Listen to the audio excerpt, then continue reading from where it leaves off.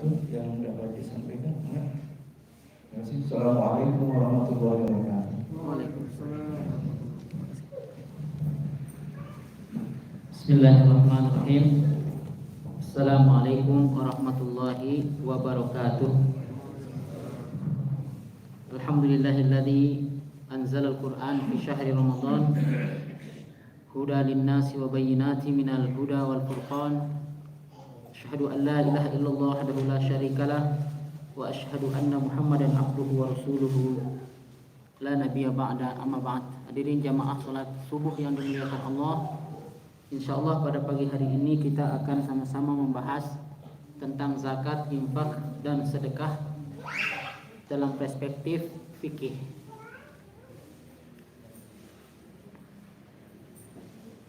Jamaah salat subuh yang dimuliakan Allah, banyak sekali ayat Al-Quran yang berkaitan dengan zakat, infak dan sedekah ini. Masing-masing tentu memiliki definisi sendiri, kemudian masing-masing memiliki pengertiannya sendiri. Jadi supaya kita tidak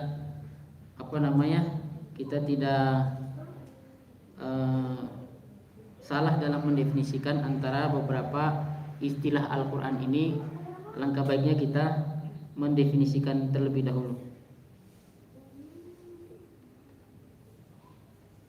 Sebelum masuk ke definisi, Rasulullah SAW mengibaratkan Islam ini sebagai satu bangunan.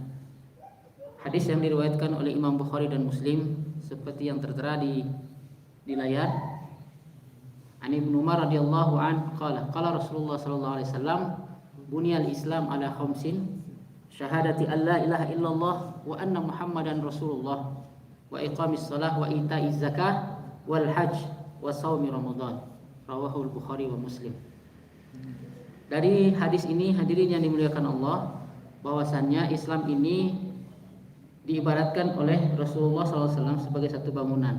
Jadi bangunan itu utuh dia, dan rukunnya adalah, salah satu dari rukun Islam itu adalah zakat. Kalau yang disebut rukun, setiap rukun itu pasti dan harus dilakukan dalam pelaksanaan ibadah. Kalau rukun itu tidak kita lakukan, berarti ibadahnya tidak sah. Sama halnya sebagaimana Rasulullah SAW bersabda, sesungguhnya rukun haji itu adalah wukuf di Arafah. Orang yang tidak wukuf di Arafah berarti tidak sah. Sama halnya berarti juga ketika Allah dan ketika Rasulullah mengatakan bahwasannya rukun dari Islam itu adalah zakat diantaranya, maka tidak sah pula kita sebagai orang Islam atau sebagai Muslim tidak mengeluarkan zakat, berarti Islam kita tidak sah. Karena apa? Karena itu rukun dari Islam. Ya. Maka Rasulullah SAW menjelaskan ini sebagai satu bangunan. Ternyata memang antara satu rukun dengan rukun yang lain itu memiliki keterikatan dan keterkaitan yang sangat erat sekali. Seperti misalnya Rasulullah mengatakan bahwa sholat itu adalah tiang agama. Ya, tiang agama. Nah, maka berarti bangunan itu harus dikuatkan dengan tiang. Dan atap dari tiang itu adalah al-jihad. Wazar batu sanamiha al-jihad. Jadi satu bangunan Islam ini kokoh betul, di mana pondasinya adalah syahadat, kemudian sholat, pondasinya adalah syahadat, kemudian sholat, puasa, zakat, dan harus ada atapnya, itu yang disebut oleh Rasulullah sebagai zarwatu sanamiha, atau atapnya adalah al-jihad. Kalau nggak ada jihad susah juga Pak. Ya, hadirin yang dimuliakan Allah, kalau nggak ada atap satu bangunan itu berbahaya juga bangunan itu. Mungkin 1-2 hari bisa bertahan, tetapi kalau berhari-hari tidak ada atapnya, itu pasti akan ambruk itu bangunan. Pasti, karena hujan turun, kemudian angin, kemudian juga matahari. Begitulah kondisi umat Islam saat ini, di mana saudara-saudara kita di Palestina itu melaksanakan ibadah di dalam masjid, tetapi di luar itu dijaga oleh orang-orang Israel, orang-orang Yahudi. Karena apa? Kekuatan kita tidak ada kekuatan atapnya, tidak bisa melindungi pondasi dari bangunan kita sendiri. Ini pentingnya Rasulullah SAW menjelaskan tentang Islam ini sebagai satu bangunan. Ibaratnya diibaratkan dengan sesuatu hal yang konkret, bukan abstrak. Kemudian yang kedua, definisi dan pengertian dari zakat. Kalau yang disebut zakat Itu dari kata zakka, yuzakki, artinya membersihkan atau pembersihan. Qad aflaha man zakkaha, sesungguhnya telah beruntung orang yang membersihkan dan mensucikan dirinya. Ya, jadi zakat ini adalah proses untuk pembersihan diri. Ya. Jadi ketika sebut zakat berarti itu suatu kewajiban yang telah ditetapkan oleh Allah, kadarnya sudah ditetapkan dan waktunya sudah ditetapkan. Itu yang disebut dengan zakat. Maka zakat terbagi atas dua. Yang pertama adalah zakat fitrah atau zakat fitri, ya, yang itu ditetapkan pada bulan Ramadan. Nanti kita akan bahas secara rinci bagaimana kita mengeluarkan zakat fitri, apa yang kita keluarkan, kemudian syarat-syaratnya apa. Itu zakat fitrah. Memang sudah ditentukan waktunya, kadarnya pun sudah ditentukan, siapa yang harus mengeluarkan itu ditentukan oleh Allah dan Rasul, dan itu merupakan satu kewajiban. Kemudian yang kedua, ada yang disebut dengan zakat mal. Zakat mal ini adalah zakat yang memang ditentukan kadarnya oleh Allah Subhanahu wa taala, ya, tanpa ditentukan waktunya, tetapi kadarnya disebut dengan haul dan disebut dengan nisab. Haul itu bila sudah sampai 1 tahun, harta kita simpan atau kita proses, atau nisab sudah sampai kepada batas maksimal yang harus kita keluarkan zakatnya. Jadi kalau zakat mal itu kita harus hati-hati, hadirin yang dimuliakan Allah. Ini zakat mal harus hati-hati, terutama yang profesional, yang bekerja sebagai profesi, punya profesi atau pengajar, guru dan lain sebagainya, dapat gaji, harus diperhitungkan zakatnya per bulan atau per tahun. Maka para ulama membahas ini. Zakat mal itu, saya mulai dari zakat mal. Zakat mal itu ukurannya atau nisabnya itu 85 gram emas. Itu paling simpel kita hitung. 85 gram emas itu nisabnya, batas maksimal, ya, batas minimal yang harus kita keluarkan zakatnya. Kalau di atas 85 gram emas, berarti kita harus wajib mengeluarkan zakat dari harta kita itu 2,5%. Itu disimpan selama 1 tahun. Ya, yaitu yang disebut dengan haul. Bagaimana perhitungannya? Kalau misalnya, kasih contoh langsung saja. Bagaimana perhitungannya jika seseorang, ya, sebagai ASN misalnya, dia mendapatkan gaji per bulan, taruh misalnya 15 juta. Kemudian dari 15 juta itu dia membayar utang piutang. Misalnya ada KPR, tapi hitungannya dalam bulan itu. Bukan utang yang 1 tahun, bukan, tapi utang pada bulan itu, kebutuhan pada bulan itu. Taruhlah misalnya untuk bayar rumah 2 juta. Kemudian untuk makan anak dan istri kebutuhan harian 2 juta. Kemudian untuk pembelian dan lain-lain sebagainya, ya, untuk kebutuhan primer itu 1 juta. Berarti sisanya tinggal 10 juta. 10 juta ini dikali 12. Berarti 120 juta. Yang kita tabung itu adalah 10 juta dikalikan 12 berarti 120 juta. Harga emas sekarang berapa, hadirin? Kurang lebih 900 sekian. Taruhlah 1 juta. Berarti kalau ininya 85 gram emas, berarti 85 juta. 85 juta itu berarti wajib kita keluarkan zakatnya. Kalau 120, ya kita hitung. Dari pendapatan kita 15 juta tadi sudah dikeluarkan kebutuhan kita termasuk utang piutang dan sisanya 10 juta, maka kita keluarkan itu 10 juta itu 2,5%-nya tanpa harus menunggu 1 tahun. Ya, tanpa harus menunggu 1 tahun. Itu cara bagaimana seorang yang mendapatkan gaji per bulan. Sehingga tidak nanti, ini kan belum sampai 1 tahun, bahasanya tidak demikian, tetapi dihitungannya ketika 1 tahun itu dari setiap bulannya bisa dikumpulkan atau ditabung 10 juta berarti 120 juta. Nah, 120 juta ini dibagi 2,5%-nya dikeluarkan untuk zakat mal. Gitu. Hitungannya kurang lebih demikian. Karena memang kalau kita tidak keluarkan, ya, sebab zakat mal ini bahasanya di dalam Al-Quran, khudh min amwalihim shadaqatan tutahhiruhum wa tuzakkihim biha inna salataka sakanun lahum. Ambillah sebagian dari harta mereka, sedekah.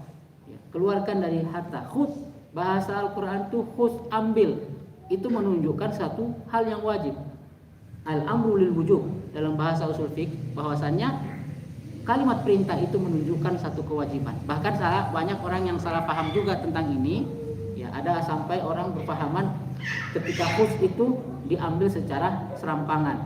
Jadi bisa jadi mencuri, bisa jadi ini dan itu.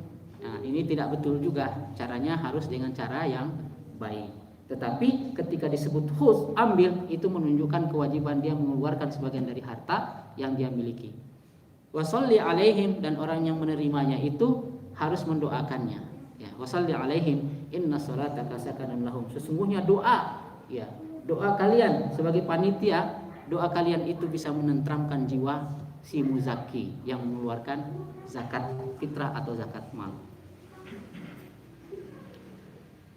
Kemudian yang kedua, kalau tadi adalah zakat, kemudian baik itu zakat fitrah dan zakat mal, sekarang ada yang disebut atau istilah di dalam Al-Quran yang disebut dengan infak dan sedekah. Kalau infak secara bahasa berasal dari kata anfaqa, mengeluarkan, artinya atau membelanjakan harta. Anfaqa yunfiqu. Banyak sekali kata-kata di dalam Al-Quran tentang kata infak ini. Wa anfiqu mimma razaqnakum min qabli ay ya'tiya yaumul la bai'un fihi wa la khullatun wa la syafa'ah. Hendaklah kalian mengeluarkan atau menginfakkan harta kalian itu sebelum hari di mana tidak ada lagi perniagaan, tidak ada lagi bisnis, dan tidak ada lagi sedekah, tidak nerima lagi sedekah, dan tidak ada pula syafaat pada hari itu. Nah, jadi wa anfiqu mimma razaqnakum min qabli ay ya'tiya ahadakumul maut. Hendaklah kalian itu menginfakkan sebagian dari hartanya di jalan Allah sebelum kematian datang kepada kalian. Infak di sini bahasanya. Jadi infak ini berupa harta. Infak ini spesial berupa harta. Itu yang disebut dengan infak. Jadi ketika Rasulullah SAW menyuruh para sahabat untuk menginfakkan hartanya untuk berjihad di jalan Allah, karena waktu itu memang membutuhkan harta benda ketika mereka ingin berperang di jalan Allah Subhanahu wa taala. Nah, jadi istilah infak ini dan istilah sedekah di dalam Al-Qur'an ini banyak sekali hadirin yang dimuliakan Allah. Bahkan dalam bentuk infak dan sedekah ini ada bahasa lain untuk memotivasi kita, untuk memotivasi umat Islam untuk mengeluarkan hartanya. Di antaranya bahasa Allah Subhanahu wa taala tijarah. Tijarah itu perniagaan atau bisnis. Hal adullukum ala tijaratin tunjikum min adzabin alim. Maukah aku tunjukkan kepada kalian satu perniagaan yang tidak ada ruginya? Ini bentuknya infak. Ketika kita mengeluarkan, ternyata bahasa Allah itu kita mengeluarkan, ternyata bahasa Allah atau kembalinya kepada kita, kata Allah, itu bentuknya tijarah atau perniagaan aku dengan kalian yang mengeluarkan hartanya dalam bentuk infak. Yang kedua disebut dengan qard. Itu qardun adalah meminjam. Ketika kita mengeluarkan harta kita di jalan Allah, jawaban Allah itu sesungguhnya aku meminjam harta kamu. Man dalladzi yuqridullaha qardan hasana fayudha'af lahu adhafan katsira. Barang siapa yang meminjamkan hartanya kepadaku, maka aku akan kembalikan berlipat kali ganda pengembalian. Jadi ternyata kita infak di jalan Allah itu, Allah membalas bahwa itu adalah pinjaman Allah terhadap kita yang akan dikembalikan oleh Allah. Kemudian yang ketiga ada yang disebut dengan syira, pembelian. Ketika kita mengeluarkan infak, mengeluarkan sedekah, Allah bilang sesungguhnya itu aku beli. Innallaha ashtara minal mu'minina amwalahum wa anfusahum bi anna lahumul jannah. Sesungguhnya aku beli jiwa dan harta orang-orang yang beriman itu dengan surga. Artinya di situ ada bahasa Allah Subhanahu wa taala untuk memotivasi kita agar kita mengeluarkan sebagian dari harta kita di jalan Allah. Maka Allah pun berfirman dalam Al-Qur'an, "Masalul ladzina yunfiquna amwalahum fi sabilillah kamathali habatin ambatat sab'a sanabil fi kulli sumbulatin mi'atu habbah. Wallahu yudha'ifu liman yasha, wallahu wasi'un 'alim." Permisalan orang yang menginfakkan hartanya di jalan Allah itu seperti satu biji itu menghasilkan 7 tangkai, 7 tangkai itu dari setiap tangkainya menghasilkan 100 tangkai yang lain. Jadi tidak ada ruginya kita berinfak dan bersedekah di jalan Allah Subhanahu wa taala. Kalau sedekah lebih umum, hadirin yang dimuliakan Allah. Sedekah itu bukan hanya berupa harta, tapi juga berupa tenaga, ya, berupa pikiran, dan lain-lain sebagainya. Lebih umum, baik itu harta, tenaga, pikiran, apapun yang kita lakukan di jalan Allah itu bentuknya adalah sedekah. Bahkan sekelompok orang-orang fakir miskin ketika satu peperangan datang kepada Rasulullah, "Ya Rasul, kami ini tidak ada yang kami sedekahkan. Enggak ada yang kami berikan kepadamu untuk mendukung peperangan." Apa kata Rasulullah? "Bukankah perkataan yang baik itu adalah sedekah? Qaulun ma'rufun khairun min sadaqatin yatba'uha adza." Sesungguhnya perkataan yang baik itu adalah lebih baik dibanding orang yang bersedekah tapi diikuti dengan sesuatu yang menyakitkan. Jamaah yang dimuliakan Allah Subhanahu wa taala. Ya, tadi sudah saya sampaikan ayat tentang Al-Baqarah 254, surat Al-Munafiqun ayat 10 tentang penyesalan orang yang tidak mengeluarkan infak dan sedekah ketika sakaratul maut dan ketika di alam kubur. Jadi kita Allah Subhanahu wa taala sedekah dan infak ini hukumnya fardu kifayah. Fardu kifayah itu apa? Kalau satu orang sudah mengeluarkan untuk menyelesaikan persoalan umat, yang lain tidak perlu lagi fardu kifayah. Sama seperti sholat jenazah, sebagian orang sudah melakukannya, sebagian yang lain tidak perlu melakukannya. Ya. Tapi fardu kifayah ini wajib. Kalau nggak ada orang yang melakukannya, maka dosa semua umat Islam. Taruhlah satu kebutuhan misalnya. Ini ada kebutuhan masjid misalnya, nggak ada orang yang sedekah, dosa semua jamaah yang ada di sini. Ada kebutuhan masjid misalnya, kemudian ada satu orang yang di antara jamaah itu langsung ini selesaikan, berarti selesai pula urusan jamaah yang lain. Tapi kalau nggak ada, berarti ya dosa semua, memang urusannya dosa dengan Allah Subhanahu wa taala. Jamaah sholat subuh yang dimuliakan Allah.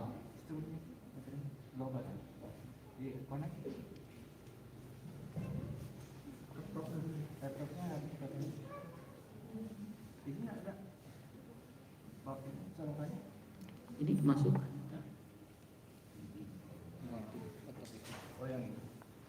Kita masuk ke zakat fitrah. Alaman yajibu zakatul fitri, kepada siapa diwajibkan zakat fitrah itu. Tajibu zakatul fitri ala kulli muslim, saghirin aw kabirin, dzukurin aw untha, hurrin aw 'abdin. Bahwa zakat fitrah itu diwajibkan kepada setiap muslim, baik yang kecil, yang besar, perempuan, laki-laki, baik itu dia merdeka atau dia budak. Jadi diwajibkan oleh Rasulullah SAW, oleh Allah SWT kepada kita semua, kepada kaum muslimin. Maka Rasulullah SAW dari Ibnu Umar bersabda, "Farada zakat al-fitri sa'an min at-tamr." Sesungguhnya Rasulullah SAW mewajibkan zakat fitrah itu 1 sa' dari tamar, dari korma. Aw sa'an min sya'ir, ya. Atau dari jubnah, bahasanya keju, ya. 1 sa' dari keju, dari korma atau keju. Ala kulli hurrin aw 'abdin zakarin aw untha minal muslimin, bagi setiap yang merdeka atau yang budak, baik laki-laki ataupun perempuan. Dan itu merupakan ijma' dari para mazhab fikih. dan itu disabdakan oleh Rasulullah SAW dari Abdullah bin Umar radhiyallahu an. Rasulullah SAW ya mewajibkan zakat fitrah min Ramadan, pada bulan Ramadan, ala kulli nafsin minal muslimin, setiap jiwa orang muslim. Jadi tidak ada alasan orang yang tidak mengeluarkan zakat fitrah. Kemudian bagaimana hukumnya kalau orang yang tidak mampu? Ya. Ini juga menunjukkan wajibnya zakat fitrah. Ya, Rasulullah SAW mewajibkan zakat fitri dengan satu sok kurma atau satu sok gandum bagi setiap muslim yang merdeka maupun budak, laki-laki maupun perempuan, anak kecil maupun dewasa. Zakat tersebut diperintahkan dikeluarkan sebelum orang-orang keluar untuk melaksanakan sholat Id. Jadi kalau kita tidak mampu, ya, maka hitungan kemampuannya itu atau tidak mampunya itu gimana? Gitu. Kata Rasulullah SAW, selagi dia bisa makan pada hari itu, dia bisa makan siang dan bisa makan malam, maka dia wajib untuk mengeluarkan zakat fitrah. Ya.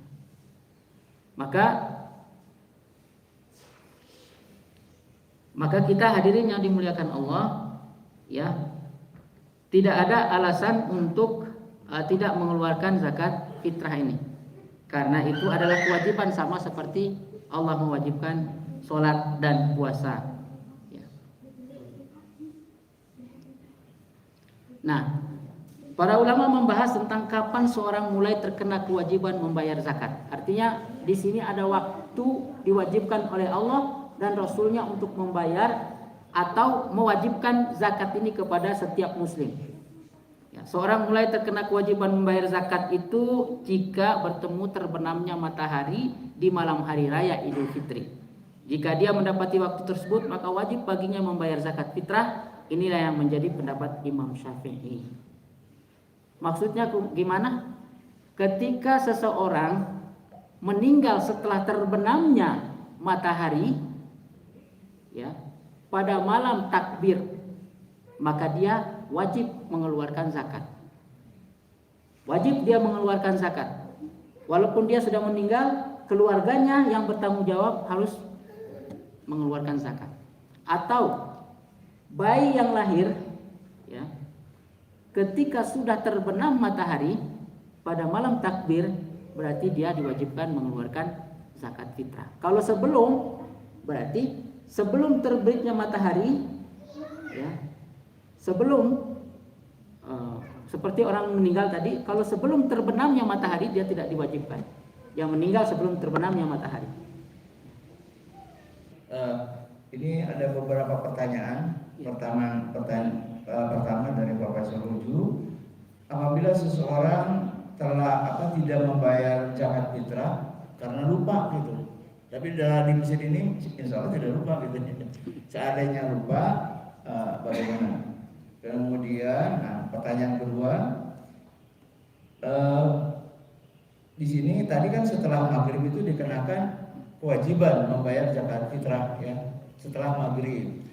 Setelah maghrib itu udah masuk ke dalam bulan Islam itu Syawal. Pertanyaannya, apakah zakat fitrah itu kewajiban di bulan Ramadan atau masih? Apakah nanti barangkali perbedaan persepsi karena dianggap satu Syawal sedangkan zakat fitrah adalah ibadah Ramadan. Nah, itu. Yang ketiga pertanyaannya, kan di dalam membayar zakat itu ada yang dalam bentuk natural, artinya barang, misalnya beras dan seterusnya, kemudian dalam bentuk uang. Nah, ini gimana nih? Apakah mau dikomentari aja? Yang berikutnya tadi zakat profesi yang tadi barangkali sudah didengarkan. Maka kita langsung aja ke ya, nanti dijawab. Kalau nanti masih ada waktu nanti bisa ditanya ulang. Silakan. Untuk yang pertama, bagaimana kalau kita lupa? Pendapat mazhab 3 seperti Imam Syafi'i, Imam Malik dan Imam Ibnu Hanbal itu tidak jatuh hukum wajibnya. apalagi kalau dikatakan lupa. Kalau lupa berarti itu dalam hadis yang lain Rasulullah mengatakan rufi'al qalam, maka penanya diangkat, jadi tidak ditulis. Ya. Kiasnya juga ketika kita lupa sholat, maka bukan berarti sholat itu kita tinggalkan, tetapi ketika kita ingat maka kita lakukan. Itu ada ilatnya, ada sebabnya lupa, ada sebabnya lupa. Bahkan mazhab jumhur, ketika kita sengaja tidak mengeluarkan zakat fitrah atau kita tidak mampu mengeluarkan zakat fitrah pada saat itu, ya pada saat itu, maka bukan berarti jatuh kewajibannya.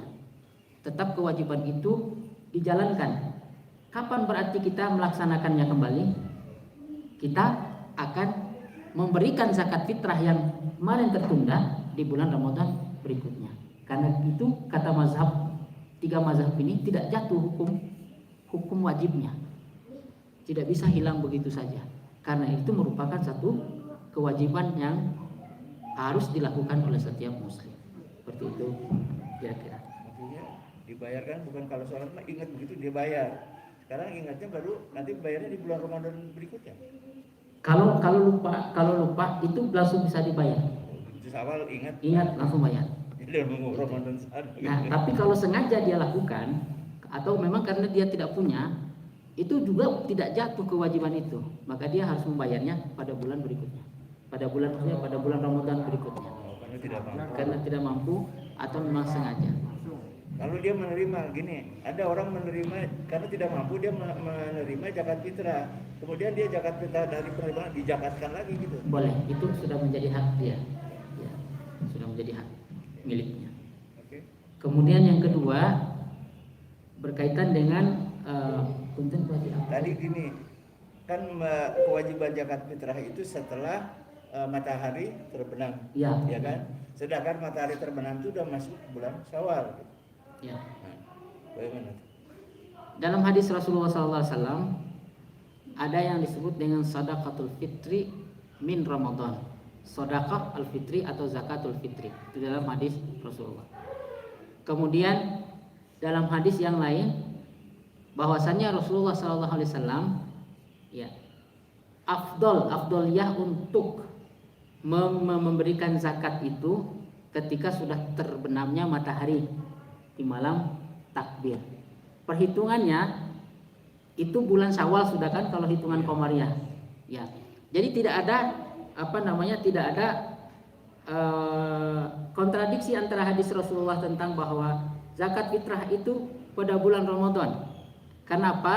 Para ulama menjelaskan bahwa maksud dari zakat fitrah ini diantaranya, bahkan hadis Rasulullah itu untuk menutupi celah-celah ketika kita melakukan puasa di bulan Ramadan. Kayak kita misalnya marah dan lain sebagainya, ternyata zakat fitrah ini adalah sebagai kafarat bahasanya. Kafarat untuk menutupi celah-celah atau menutupi lubang-lubang kecil dalam pelaksanaan ibadah puasa Ramadan kita. Nah, jadi istilahnya pada bulan Ramadan kita keluarkan pada bulan Syawal kita keluarkan, bukan berarti tidak ada juga Rasulullah mengatakan keluarkan pada bulan Ramadan. Enggak ada hadisnya juga keluarkan zakat itu pada bulan Ramadan, tidak. Tetapi disebut di situ adalah zakatul fit atau shadaqatul fit min Ramadan, pada saat bulan Ramadan. Maksudnya di situ pada saat bulan Ramadan itu adalah kafarat untuk menutupi celah-celah dari puasa yang kita lakukan. Itu sebab di situ menggunakan kata min, bukan kata fi. Ya, dalam bahasa Arab itu ketika menggunakan fi itu di dalam bulan Ramadan kalau fi. Tapi kalau min itu bermakna di situ bahwa itu sebagai kafarat dari puasa atau celah-celah puasa yang kita lakukan. Maka di Syawal kita keluar di malam takbiran, karena memang tujuannya juga untuk mengembirakan para fakir miskin pada hari rayanya, seperti itu. Ustaz, biasanya panitia penyaluran zakat fitrah ini biasanya umumnya ya, saya dari pengalaman saya itu setelah pada sholat asar. Jadi bukan setelah maghrib ya penyalurannya. Gimana tuh komentarnya? Nah, Itu kalau dalam hadis Rasulullah ada 3 hadis Rasulullah SAW tentang hal ini yang diriwayatkan oleh Ibnu Umar. Nah, yang pertama, afdolnya kita mengeluarkan zakat fitrah itu dan dibagikan ketika matahari sudah terbenam. Kemudian Ibnu Umar menjelaskan bahwasannya Rasulullah membolehkan untuk mengeluarkan zakat itu 2 hari sebelum hari raya. Bahkan hadis yang ketiga, Rasulullah SAW ya, dalam satu riwayat juga membolehkan untuk mengeluarkan zakat fitrah 2 atau 3 hari sebelum terbenamnya matahari. Ya. Yang disebut afdoliyah kata Imam Hanafi itu ya setelah terbenamnya matahari di malam takbir. Tapi imam yang lain seperti Maliki, kemudian Syafi'i dan Imam Hanbal itu pada menjelang atau 3-2 hari sebelum Ramadan. Bahkan ada juga imam atau mazhab yang lain yang mengatakan pas waktu dari awal bulan Ramadan sampai terbenamnya sampai menjelang sholat itu boleh hukumnya untuk mengeluarkan zakat. Yang berikutnya adalah zakatnya dalam bentuk natura, beras atau kurma. Di Indonesia ini kan banyak sudah konversi uang. Gimana tuh? Ini perbedaan 4 mazhab. Yang pertama, mazhab Imam Syafi'i, Imam Malik dan Imam Ibnu Hanbal itu tidak dibolehkan mengeluarkan zakat kecuali dengan makanan pokok, sesuai dengan dalil dari Rasulullah SAW. Bahwasannya kami dulu mengeluarkan zakat itu dari sok korma, ya 1 sok korma, kemudian gandum, kemudian kismis, kemudian apalagi keju. Itu memang makanan pokok pada saat itu. Itu pandangan menurut 3 mazhab, Maliki, Syafi'i dan Ibnu Hanbal. Imam Hanafi berbeda. Dalilnya beliau amfiku mimma tuhibbun. Ya. Kemudian di dalam hadis yang di dalam firman Allah Subhanahu wa taala, Imam Hanafi berargumentasi dari firman Allah. Lan tanalal birra hatta tunfiqu mimma tuhibbun. Kalian tidak akan mendapatkan kebaikan kecuali ketika kalian memberikan yang terbaik atau infak yang terbaik. Anfiqu mimma tuhibbun. Hendaklah kalian menginfakkan harta kalian itu dari harta yang kalian cintai. Kata Imam Hanafi, sesungguhnya orang-orang pada saatnya gitu ya, pada saat itu sudah lebih mencintai uang dibanding makanan pokok. Maka dibolehkanlah itu uang untuk dijadikan zakat, karena dengan dalil bahwa orang lebih mencintai uang, ya, lebih membutuhkan uang, bahasanya begitu, sesuai dengan itu penafsiran dari ayat Al-Quran surat Al-Baqarah tadi. Ya, tinggal kita memilih yang mana, Syafi'i, Maliki, atau Imam Ahmad. Jumhur ulama, jumhur mazhab memilih makanan pokok. Makanya ada di satu masjid yang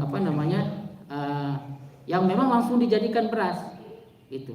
Jadi ketika orang membayar uang 32.500 misalnya, itu masjid akadnya itu langsung dengan beras, akadnya sudah langsung dengan beras gitu.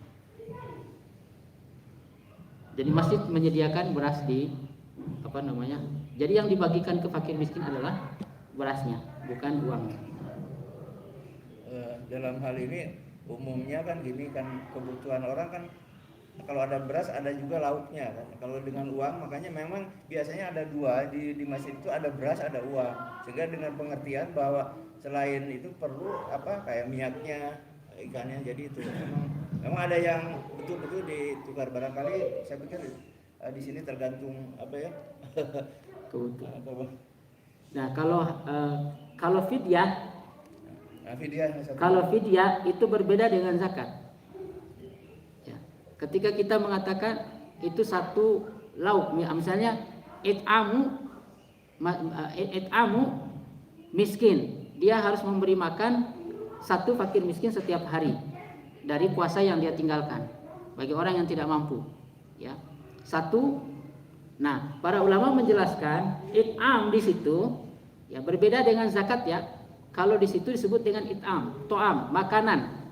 Ya, makanan setiap dia meninggalkan puasa, dia memberikan 1 fakir miskin setiap harinya, lengkap dengan lauknya. Nah, itu bisa dikalkulasi dengan uang. gitu. Harga nasi Padang berapa? Ya, bahkan sesuai dengan makan yang kita makan juga. Bahas para ulama menjelaskan. Jadi jangan pula yang miskin yang makannya telur di rumah kemudian dia kasih fidyah dengan nasi Padang. Gitu kan, dengan lauk yang mewah gitu. Itu para ulama menjelaskan sesuai dengan apa yang dia makan. Jadi tidak ada istilah di situ yang terbaik, tetapi kita memberikan sesuatu sesuai dengan apa yang kita makan dan untuk keluarga kita. Dan kita makan itu biasanya apa? Harus lengkap lauknya, harus ada jusnya. Berarti kita hitung seperti itu. Bisa jadi setiap orang berbeda nilai fidyahnya. Terakhir zakat profesi, tinggal 7 menit lagi. Nah, zakat profesi ini memang di situ ada perdebatan ya tentang masalah kontemporer, Pak.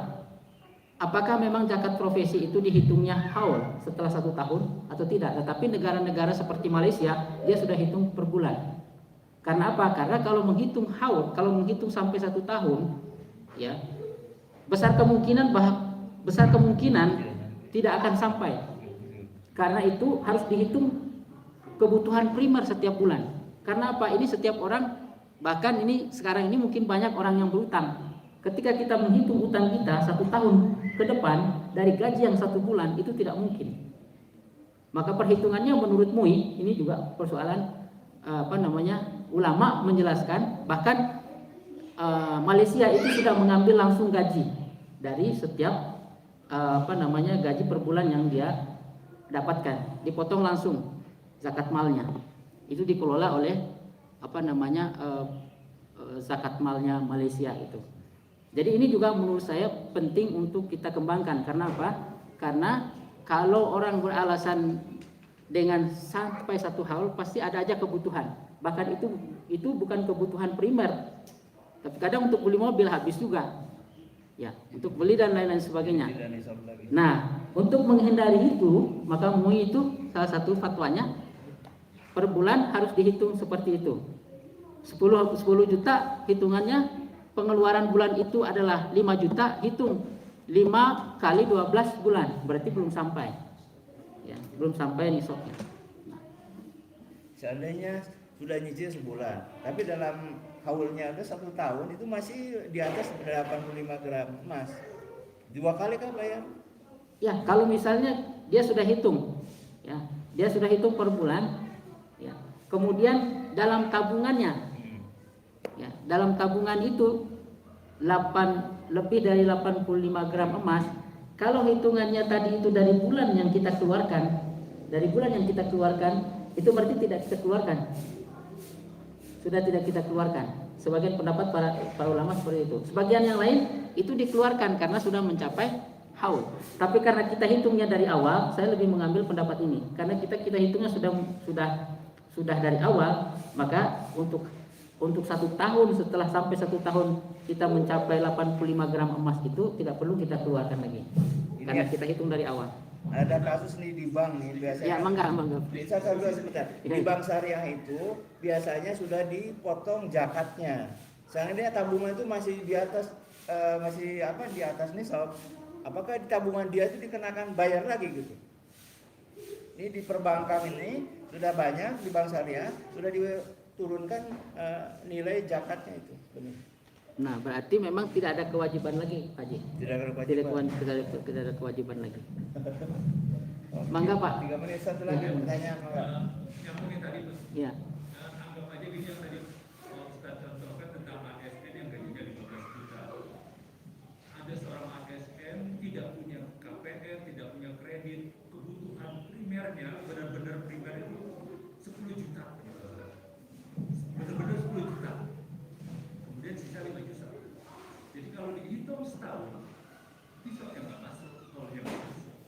Jadi apakah kalau yang saya baca dengan pendapat yang pertama tadi berdasarkan hujah yang panjang bahwa memotong di awal setiap bulan itu adalah mengambil harta orang tanpa hak. Begitu penjelasannya. Nah, jadi kalau yang saya maksud 15 juta tadi, ya penjelasannya baik itu 10 juta atau 15 juta harus dikurangi dulu. Harus dikurangi dulu dengan kebutuhan primernya. Ya, kebutuhan primer bulanan itu kita tahu. Maksudnya misalnya kita taruhlah tadi tidak ada utang piutang, tapi kebutuhan primer dia pada bulan itu misalnya kalau 10 juta berarti memang dia tidak mengeluarkan. Kalau nggak perlu dipotong karena syarat zakat mal itu dia harus memotong dulu, dikurangi dulu dengan kebutuhan primer dia dan utang piutang. Kebutuhan primer. Ya. Kebutuhan primer itu ya kayak makan per bulan, kemudian biaya anak-anak dan lain-lain sebagainya. Nah, tapi bukan untuk beli mobil, itu lain. Itu. Jadi ketika sudah dihitung itu kebutuhan primer selama 1 bulan, nah, dan itu tidak mencukupi, ya nilainya kan hitungannya kalau misalnya 10 juta, kemudian yang dikeluarkan untuk kebutuhan primer itu adalah 5 juta, dikali 5 juta kali 12, itu berarti belum sampai 85 gram emas atau 85 juta seperti itu.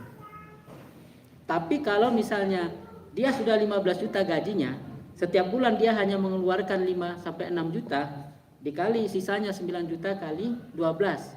Ya.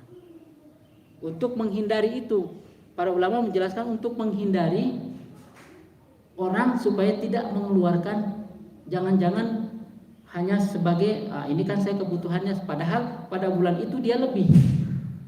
Seharusnya dia keluarkan, kemudian nanti dikeluarkan yang lain yang bukan kebutuhan primer pada bulan itu. Jadi supaya tidak dijadikan alasan bahasanya, maka para ulama menjelaskan wajib dia keluarkan pada bulan satu bulan setiap bulannya sesuai dengan jumlah gaji dia. Catatan ya, ASN itu barangkali itu eselon 1 2 tuh yang 15 juta. Jadi makanya mungkin kalau bangsa eselon 3 4 barangkali mungkin sekitar 6 7 juta lah gitu. Jadi memang kalau itu udah. Yang kedua permasalahannya itu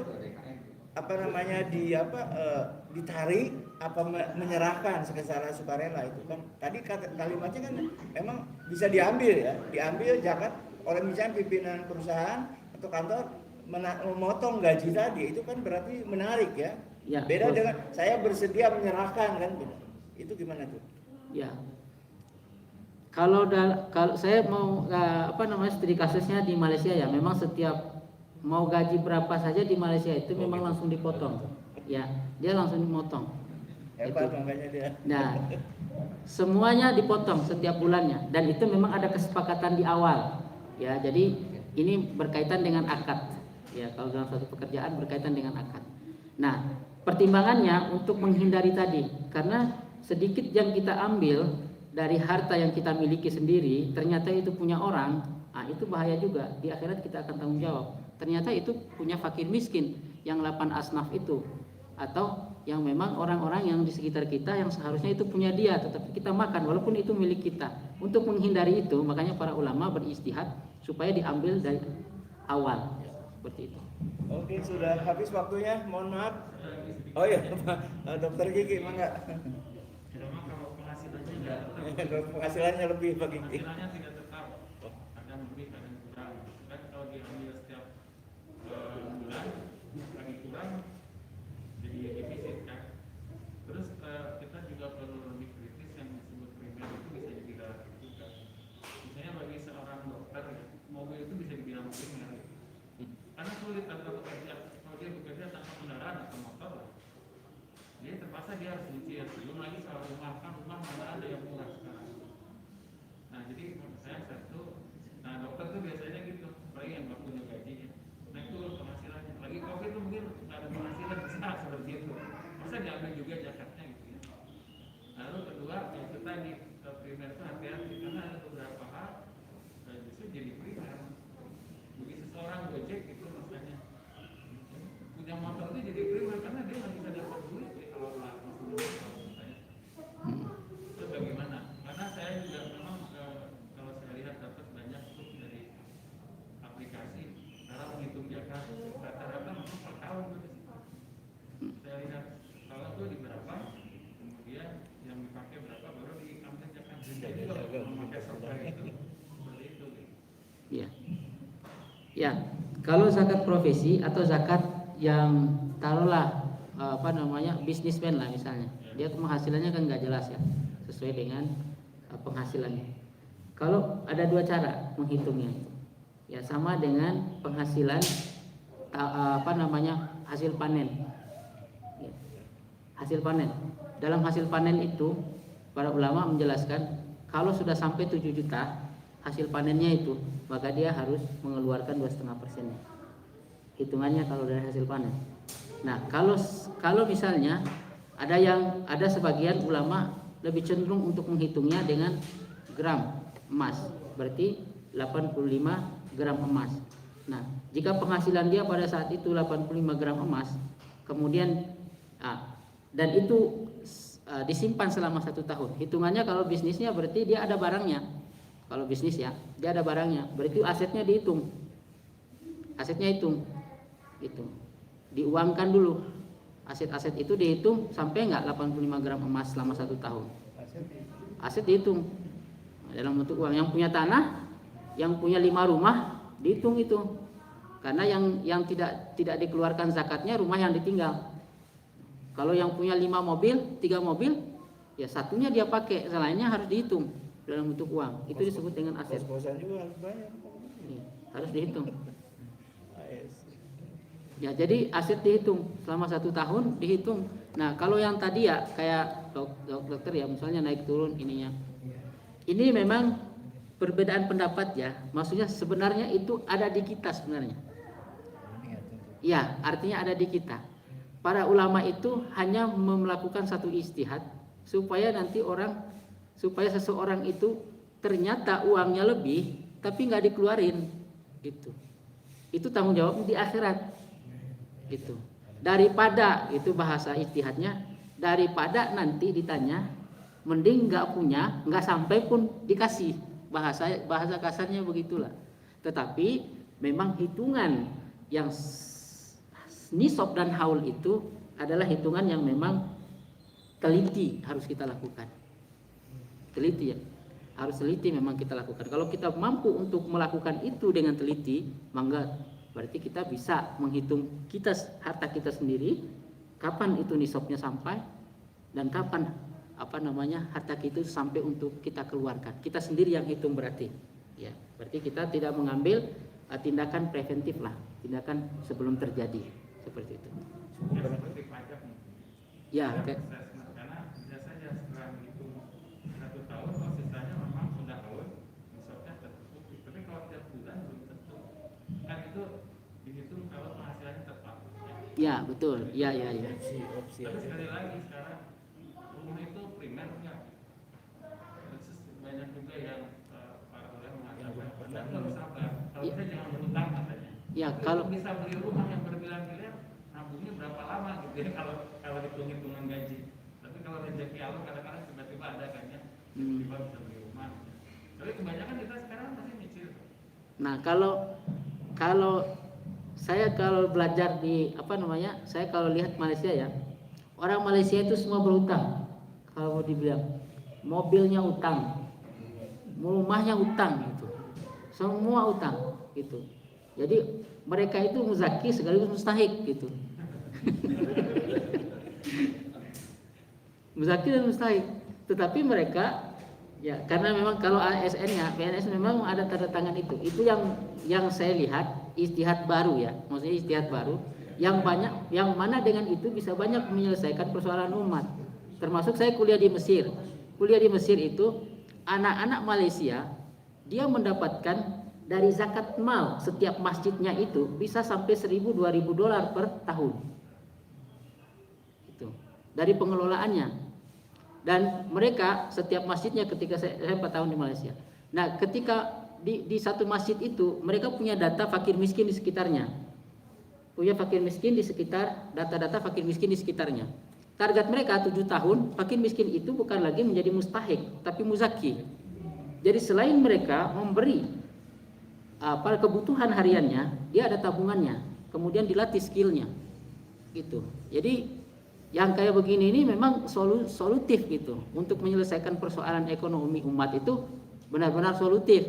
Itu bukan hanya sekedar ya setelah Idul Fitri kasih ya 2,5 kilogram emas 2,5 kilogram beras 5 kilo itu pas itu lepas tetap miskin itu Jadi ternyata zakat ini, zakat terutama zakat mal ya, itu bisa menyelesaikan persoalan umat. Maka di Malaysia memang langsung dicabut itu dengan catatan ada akad di situ. Ya, artinya di situ akad, tidak ambil sembarangan. Kalau tadi diambil sembarangan itu hak orang juga. Itu ada akad di situ, ini zakatnya itu. Walaupun nanti tidak jatuhnya zakat, berarti jatuhnya infak atau sedekah. Kalau dia tidak sampai nisab dan haul, jatuhnya ke sedekah dan infak. Seperti itu. Cukup, barangkali sudah suruhnya sudah lewat banyak. Ya, cukup ya. Itu tutup saja dengan doa. Ya. A'udzu billahi minasyaitonir rajim. Bismillahirrahmanirrahim.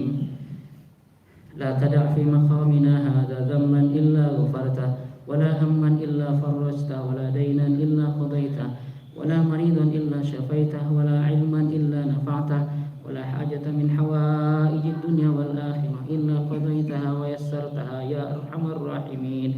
Allahumma innaka ta'lam anna hadhihi al-qulub qad istama'at ala mahabbatik wa altaqat ala ta'atik wa tawahhadat ala da'watik wa ta'ahadat ala nusrati syari'atik ووثق اللهم رابطتها وأدم ودها واهدها سبلها واملأها بنورك الذي لا يخبو واشرح صدورها بفيض الإيمان بك وجميل توكل عليك وأحيها بمعرفتك وأمتها على الشهادة في سبيلك إنك نعم المولى ونعم النصير. اللهم ألف بين قلوبنا اللهم ألف بين قلوبنا اللهم ألف بين قلوبنا كما ألفت بين آدم وحواء كما ألفت بين رسول الله صلى الله عليه وسلم وأزواجه. ربنا آتنا في الدنيا حسنة وفي الآخرة حسنة وقنا عذاب النار. وصلى الله على سيدنا محمد وعلى آله وصحبه وسلم وآخر دعوانا عن الحمد لله رب العالمين. السلام عليكم ورحمة الله وبركاته.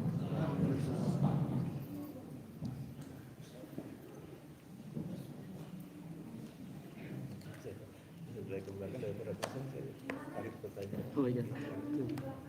Saya di sini senangnya diskusi. Menarik juga.